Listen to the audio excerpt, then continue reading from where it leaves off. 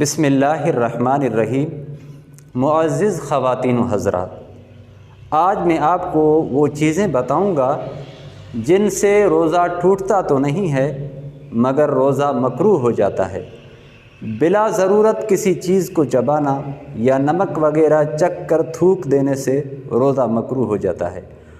Tooth paste یا منجن یا کوئلے سے دانت صاف کرنا بھی روزے میں مکروہ ہے۔ تمام دن حالت جنابت میں یعنی حالت غسل میں رہنا، بغیر غسل کیے ہوئے رہنا، تو اس سے روزہ مکروہ ہوتا ہے۔ غیبت یعنی کسی کی پیٹھ پیچھے اس کی برائی بیان کرنا، یہ ہر حال میں حرام ہے۔ روزے میں اس کا گناہ اور بڑھ جاتا ہے، اس سے روزہ مکروہ ہو جاتا ہے۔ روزے میں لڑنا، جھگڑنا، گالی دینا، خواہ انسان کو یا کسی بے جان چیز کو یا جاندار کو یا کسی جانور کو، ان سے بھی روزہ مکروہ ہو جاتا ہے۔ اللہ تعالیٰ سے دعا ہے کہ اللہ تعالیٰ ہم سب کو رمضان المبارک کی بابرکت گھڑیاں نصیب فرمائے۔